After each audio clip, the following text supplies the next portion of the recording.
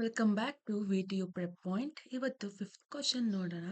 ಅಂದ್ರೆ ಇದು ನ್ಯೂಸ್ ಪೇಪರಿನ ಫಾರ್ಮ್ಯಾಟಲ್ಲಿ news paper dot H T M L ಅಂತ ಹೇಳಿ ನೇಮ್ ಮಾಡ್ತಾ ಹೋಗ್ಬೇಕು. Develop H T M L page name as news paper dot H T M L having variety of H T M L semantic elements with background colours, text colours and size for figure, table, aside, section, article, header, footer. ಇದ್ರೊಳಗಡೆ ನಮಗೆ ಯಾವ್ದು ಯಾವ್ದು use ಮಾಡಬೇಕು elements ಅಂತೇಳಿ ಕೊಟ್ಟಿದ್ದಾರೆ. ಅದನ್ನ use ಮಾಡ್ಕೊಂತ ಅಂದ್ರೆ ಅದನ್ನ ನಾವು ಯಾವ್ದ್ರೊಳಗಡೆ ಬರಿಬೇಕು ಅಂತಂದ್ರೆ ಸ್ಟೈಲ್ಸ್ ಅಲ್ಲಿ ಬರಿಬೇಕಲ್ವಾ. ಈ ಫಿಫ್ತ್ ಪ್ರೋಗ್ರಾಮ್ ಅಲ್ಲಿ ಏನು ಅಂತಂದ್ರೆ ಸ್ಟೈಲ್ಸ್ ಜಾಸ್ತಿ ಇದೆ. ಅದಕ್ಕೆ ಸರಿಯಾಗಿ ನಾವು ಕಮೆಂಟ್ಸ್ ಅನ್ನ ಬರಿತಾ ಹೋಗ್ಬೇಕು.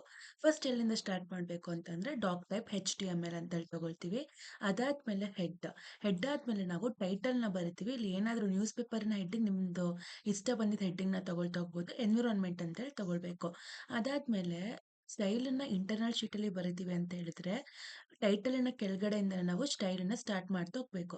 ಇಲ್ಲ ಅಂತಂದ್ರೆ ಎಕ್ಸ್ಟರ್ನಲ್ ಸ್ಟೈಲ್ ಶೀಟ್ ಅನ್ನ ಬರ್ತೀವಿ ಅಂತ ಅಂದ್ರೆ ಇನ್ನೊಂದು ಫೈಲ್ ಅನ್ನ ಕ್ರಿಯೇಟ್ ಮಾಡಬೇಕು, style dot C S S ಅಂತ ಹೇಳಿ.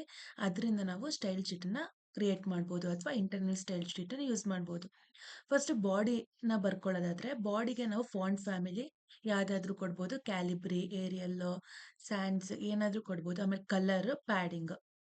ನೆಕ್ಸ್ಟ್ ಹೆಡರ್ ಅಂತ ಹೇಳಿದ್ರೆ ನಾವು ಹೆಡ್ಡಿಂಗ್ ನ ಬರ್ತಾ ಇರೋದ್ರಿಂದ ಟೈಟಲ್ ನ ಕೊಡ್ಬೇಕಲ್ವಾ. ಆ ಟೈಟಲ್ ನ ಹೆಡರ್, ಮೇನ್ ಹೆಡ್ಡಿಂಗ್ ಏನ್ ಬರಿತೀವಿ ಅದನ್ನ ರೆಪ್ರೆಸೆಂಟ್ ಮಾಡೋದಕ್ಕೋಸ್ಕರ ಹೆಡರ್ ನ ಯೂಸ್ ಮಾಡ್ತಾ ಹೋಗ್ತೀವಿ. ಹೆಡರ್ ಅಲ್ಲಿ ನಮಗೆ colour, padding, back ground, text align ನ ತಗೊಂಡಿದೀವಿ. ನೆಕ್ಸ್ಟ್ ಆ ಹೆಡರ್ ಅಲ್ಲಿ H1 ಅನ್ನೋ ಹೆಡ್ಡಿಂಗ್ ಟ್ಯಾಗ್ ನ ಯೂಸ್ ಮಾಡ್ತಾ ಇರೋದ್ರಿಂದ ಅದಕ್ಕೆ ಮಾರ್ಜಿನ್ ಮತ್ತೆ ಫಾಂಟ್ ಸೈಜ್ ನ ಕೊಡ್ತಾ ಇದೀವಿ. ಇಲ್ಲಿ ನ್ಯಾವಿಗೇಷನ್ ನ ಯೂಸ್ ಮಾಡೋದಕ್ಕೋಸ್ಕರ ನ್ಯಾವ್ ಅನ್ನೋ ಒಂದು ಸ್ಟೈಲ್ ನ ಯೂಸ್ ಮಾಡ್ತಾ ಇದೀವಿ. ಅದಕ್ಕೆ ಕಲರ್, ಪ್ಯಾಡಿಂಗ್ ಮತ್ತೆ ಬ್ಯಾಕ್ ಗ್ರೌಂಡ್ ಕಲರ್ ನ ಕೊಡೋದು. ನೆಕ್ಸ್ಟ್ ನ್ಯಾವ್ ಯು ಎಲ್ ಅಂತ ಇದೆಯಲ್ವಾ. ಯು ಎಲ್ ಅಂತ ಅಂದ್ರೆ ಅನ್ಆರ್ಡರ್ ಲಿಸ್ಟ್ ಅಂತ ಹೇಳಿ ಕರಿತಾ ಹೋಗ್ತೀವಲ್ವಾ. ಅದಕ್ಕೆ ಡಿಸ್ಪ್ಲೇ ಮತ್ತೆ ಜಸ್ಟಿಫೈ ಕಂಟೆಂಟ್ ನ ಯಾವ ರೀತಿ ಜಸ್ಟಿಫೈ ಮಾಡ್ತಾ ಹೋಗ್ಬೇಕು, ಸೆಂಟರ್ ಗೆ ಕಂಟೆಂಟ್ ನ ಜಸ್ಟಿಫೈ ಮಾಡ್ತಾ ಹೋಗೋದು. ನೆಕ್ಸ್ಟ್ ನ್ಯಾವಿಗೇಷನ್ ಅನ್ಆರ್ಡರ್ಡ್ ಲಿಸ್ಟ್ ಅಲ್ಲಿ ನಾವು ಲಿಸ್ಟ್ ನ ಬರಿತಾ ಹೋಗ್ಬೇಕು.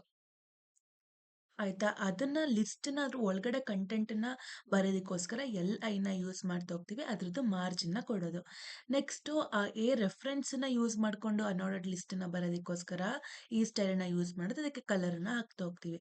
ನೆಕ್ಸ್ಟ್ ಮೇನ್ ಮೇನ್ ಕಂಟೆಂಟ್ ಅಲ್ಲಿ ಅದ್ರೊಳಗೆ ನಾವು ಆರ್ಟಿಕಲ್, ಸೆಕ್ಷನ್, ಅದಕ್ಕೋಸ್ಕರ ಮೇನ್ ಕಂಟೆಂಟ್ ಅಲ್ಲಿ ಏನಾಗಬೇಕು, ಡಿಸ್ಪ್ಲೇ ಮಾಡಬೇಕು, ಅದನ್ನ ಫ್ಲೆಕ್ಸ್ ಆಗಿ. ನೆಕ್ಸ್ಟ್ ಮಾರ್ಜಿನ್ ಟಾಪ್ ಅನ್ನ ಯೂಸ್ ಮಾಡೋದು. ಸೆಕ್ಷನ್ ಅದ್ರೊಳಗಡೆ ಪ್ರತಿಯೊಂದು ಈಗ ಒಂದೊಂದು ಸೆಕ್ಷನ್ ನ್ಯೂಸ್ ಪೇಪರ್ ಅಲ್ಲಿ ಒಂದೊಂದು ಸೆಕ್ಷನ್ಸ್ ಇರುತ್ತಲ್ಲ. ಆರ್ಟಿಕಲ್ ಅಲ್ಲಿ ಈಗ ಒಂದ್ರೊಳಗಡೆ ವರ್ಲ್ಡ್ ಅಂದ್ರೆ ಚಾಂಪಿಯನ್ಶಿಪ್ನ ಬಗ್ಗೆ ಹೇಳ್ಬೋದು, ಹೆಡ್ಡಿಂಗು, ವೆದರಿನ ಅಪ್ಡೇಟ್, ಆ ತರ ಡಿಫ್ರೆಂಟ್ ಸೆಕ್ಷನ್ಸ್ ಇರುತ್ತಲ್ವಾ. ಪ್ರತಿಯೊಂದಕ್ಕೂ ಆರ್ಟಿಕಲ್ ಬರೋದಕ್ಕೋಸ್ಕರ ಆರ್ಟಿಕಲ್ ನ ಯೂಸ್ ಮಾಡೋದು. ಆರ್ಟಿಕಲ್ H2 ಅಂತ ಹೇಳಿದ್ರೆ ಹೆಡ್ಡಿಂಗ್ ಅಂದ್ರೆ ಇಲ್ಲಿ ನಾನು ಹೆಡ್ಡಿಂಗ್ ಟ್ಯಾಗ್ ನ ಅಲ್ಲಿ ಫಸ್ಟ್ ಅಲ್ಲಿ ನಾನು H1 ನ ಯೂಸ್ ಮಾಡ್ತೀನಿ. ಇಲ್ಲಿ H2, H3 6 ಹೆಡ್ಡಿಂಗ್ ಟ್ಯಾಗ್ಸ್ ಅದ್ರೊಳಗಡೆ ಯಾವ್ದಾದ್ರು ಯೂಸ್ ಮಾಡ್ಕೊಳ್ತಾ ಹೋಗ್ಬೋದು. ಆಯ್ತಾ. Article H2. ನೆಕ್ಸ್ಟ್ ಅಸೈಡ್ ಅಂತ ಹೇಳಿದ್ರೆ ಸೈಡ್ ಅಲ್ಲಿ ಬರೋದಕ್ಕೋಸ್ಕರ ಈಗ ಒಂದ್ ಕಂಟೆಂಟ್ ಈಗ ನ್ಯೂಸ್ ಪೇಪರ್ ಅಲ್ಲಿ ಟೂ ಸೈಡ್ಸ್ ಅಂದ್ರೆ ಈಗ ಒಂದೇ ಒಂದು ಪೇಜ್ ಅಲ್ಲಿ ಎರಡ್ ಸೈಡ್ಸ್ ಅಲ್ಲೂ ಕೂಡ ಕಂಟೆಂಟ್ ಇರುತ್ತಲ್ವಾ. ಆ ರೀತಿ ಬರೋದಕ್ಕೋಸ್ಕರ ಅಸೈಡ್. ನೆಕ್ಸ್ಟ್ ಫಿಗರ್ ಏನಾದ್ರೂ ನಾವು ಹಾಕ್ಬೇಕು ಅಂತ ಹೇಳಿದ್ರೆ ಫಿಗರ್.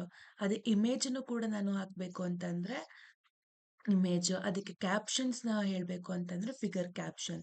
ನೆಕ್ಸ್ಟ್ ಈಗ ಚಾಂಪಿಯನ್ಶಿಪ್, ಈಗ ವರ್ಲ್ಡ್ ಚಾಂಪಿಯನ್ಶಿಪ್ನ ಬಗ್ಗೆ ಹೇಳ್ತಾ ಇದೀವಿ ಅಂತ ಅಂದ್ರೆ ಅದು ಟೇಬಲ್ ಫಾರ್ಮೆಟ್ ಅಲ್ಲಿ ಯೂಸ್ ಮಾಡ್ತೀವಿ. ನಾವು ಟೇಬಲ್ ಆಲ್ರೆಡಿ ನಾವು ಯಾವ್ದ್ರೊಳಗಡೆ ಕಲ್ತಿದ್ವಿ ಅಂತಂದ್ರೆ ಟೈಮ್ ಟೇಬಲ್ ಅಲ್ಲಿ ಅದನ್ನ ಇಂಪ್ಲಿಮೆಂಟ್ ಮಾಡ್ಕೊಂಡು ಇಲ್ಲೂ ಕೂಡ ಟೇಬಲ್ ಆ ಹೆಡರಿಗೆ ಮತ್ತೆ ಆ ಡೇಟ್ ನ ಒಳಗಡೆ ಫಿಲ್ ಮಾಡೋದಕ್ಕೋಸ್ಕರ TH ಮತ್ತೆ TD. ಆಮೇಲೆ TH ಗೆ ನಾವು ಬ್ಯಾಕ್ ಗ್ರೌಂಡ್ ನ ಕೊಟ್ಟಿದ್ದೀವಿ.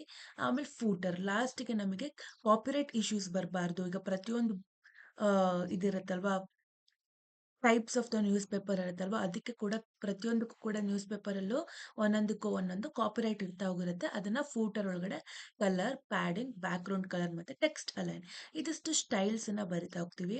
ನೆಕ್ಸ್ಟ್ ಈಗ ಸ್ಟಾರ್ಟಿಂಗ್ ಎಲ್ಲಿಂದ ಸ್ಟಾರ್ಟ್ ಮಾಡ್ತಾ ಹೋದ್ವಿ, ಬಾಡಿ.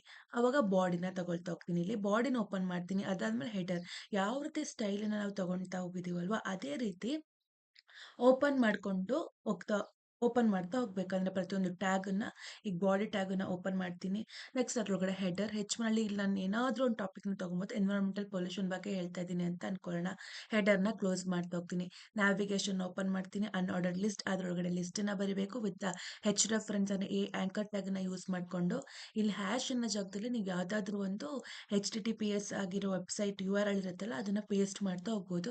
ಇಲ್ಲಿ ನಾನು ಪ್ರಾಫಿಟ್ ಅಂತಾನೆ ಹಾಕ್ತಾ ಹೋಗಿದ್ದೀನಿ. ಇಲ್ಲಿ profit world championship environmental pollution ಏನಾದರೂ ಇಲ್ಲಿ ಹಾಕ್ತಾ ಹೋಗಿರ್ಬೋದು.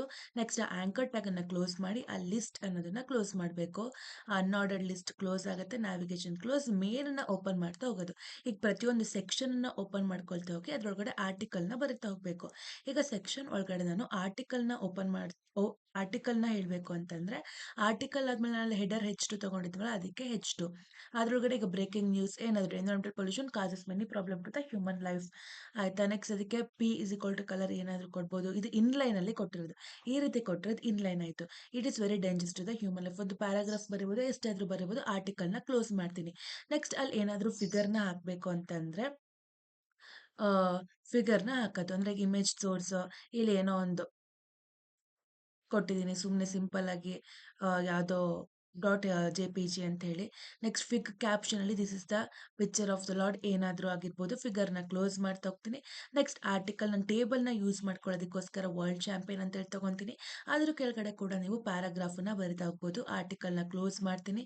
ಆ ಚಾಂಪಿಯನ್ಗೆ ಟೇಬಲ್ ಬರೋದಕ್ಕೋಸ್ಕರ ಹೆಡ್ಡಲ್ಲಿ ನನಗೆ ಟೀಮ್ಸ್ ಮತ್ತು ಸ್ಕೋರ್ಸ್ ಅಂತೇಳಿ ಬರ್ತಿರ್ಬೇಕು. ಅದರೊಳಗಡೆ ಕಂಟೆಂಟ್ನ ಫಿಲ್ ಮಾಡೋದಕ್ಕೋಸ್ಕರ TDನ ಯೂಸ್ ಮಾಡ್ಕೊಂಡು ಕಂಟೆಂಟ್ನ ಫಿಲ್ ಮಾಡ್ತೀನಿ. ನೆಕ್ಸ್ಟ್ ಟೇಬಲ್ನ ಕ್ಲೋಸ್ ಮಾಡ್ತೀನಿ. ಸೆಕ್ಷನ್ನ ಕ್ಲೋಸ್ ಮಾಡ್ತೀನಿ. ಈಗ ಆ ಸೈಡಲ್ಲಿ ನನಗೆ ಒಂದು ವೆದರ್ ರಿಪೋರ್ಟ್ ಬೇಕು ಅಂತ ಹೇಳಿದ್ರೆ ಆರ್ಟಿಕಲ್ನ ಓಪನ್ ಮಾಡಿದೆ ಅಲ್ವಾ, ಅದಕ್ಕೂ ಕೂಡ ಒಂದು ಹೆಡರನ್ನ ಕೊಟ್ಟು ವೆದರ್ ರಿಪೋರ್ಟ್ ಅಂತ ಕೊಡ್ತೀನಿ. ಅಲ್ಲಿ ಅನ್ಆರ್ಡರ್ಡ್ ಲಿಸ್ಟ್ನ ತಗೊಂಡು 1.2 ನೀವು ಏನಾದರೂ ಕೊಡ್ಬೋದು. ನಾನು ಇಲ್ಲಿ ಹಾಗೆ ಕಾಪಿ ಪೇಸ್ಟ್ ಮಾಡ್ತಾ ಹೋಗಿದ್ದೀನಿ. ಅದನ್ನು ಕೂಡ ಕ್ಲೋಸ್ ಮಾಡಿ ಆರ್ಟಿಕಲ್ನ ಕ್ಲೋಸ್ ಮಾಡಿ ಆ ಸೈಡನ್ನು ಕೂಡ ಕ್ಲೋಸ್ ಮಾಡಿ ಮೇನನ್ನು ಕ್ಲೋಸ್ ಮಾಡಬೇಕು. ಈಗ ಫ್ಯೂಟರಲ್ಲಿ ನಮಗೆ ಕಾಪಿರೈಟ್ ಬರಬಾರ್ದಲ್ವಾ, ಅದಕ್ಕೆ ನಾನು ನ ಯೂಸ್ ಮಾಡ್ಕೊಳ್ತಾ ಹೋಗ್ತೀನಿ. ಆ್ಯಂಡ್ ಕಾಪಿ ಅಂತ ಹೇಳ್ತಾರೆ ನನಗೆ C ಸಿಂಬಲ್ ಬರ್ತಾ ಇರುತ್ತೆ, ಅಂದರೆ ಕಾಪಿರೈಟ್ ಸಿಂಬಲ್. ಒಂದು ಪ್ಯಾರಾಗ್ರಾಫಿನ ಒಳಗಡೆ ಬರೆದು ಆ TR ಅನ್ನೋದು ರೋಸ್ನ ಕ್ಲೋಸ್ ಮಾಡಿ ಫೂಟರ್ನ ಕ್ಲೋಸ್ ಮಾಡಬೇಕು. ಲಾಸ್ಟ್ಲಿ ಬಾಡಿನ ಕ್ಲೋಸ್ ಮಾಡ್ತಾ ಹೋಗ್ಬೇಕು. ಇದು ಯಾವ ರೀತಿ ಔಟ್ಪುಟ್ ಬರುತ್ತೆ ಅಂತ ಹೇಳಿದ್ರೆ ಈ ತರ ಬರ್ತಾ ಹೋಗಿರುತ್ತೆ. ಅಂದ್ರೆ ಇಲ್ಲೇನಾಯ್ತು, ಎನ್ವಿರಾನ್ಮೆಂಟಲ್ ಪೊಲ್ಯೂಷನ್ ಅಂತ ಹೇಳಿ ಬಂತು ಹೆಡರ್. ಇಲ್ಲಿ ಕ್ಲಿಕ್ ಮಾಡಿದ್ರೆ ನಾನು ಹೇಳ್ದೆ ನೀವು ವೆಬ್ಸೈಟ್ ಲಿಂಕ್ ಹಾಕಿದ್ರೆ ನಾವು ಡೈರೆಕ್ಟ್ ಆಗಿ ಇಲ್ಲಿ ಕ್ಲಿಕ್ ಮಾಡ್ತಾ ಇದ್ದಂಗೆ ಏನಾಗ್ತಾ ಹೋಗುತ್ತೆ, ನನಗೆ ವೆಬ್ಸೈಟಿಗೆ ಕರ್ಕೊಂಡು ಹೋಗುತ್ತಲ್ವಾ.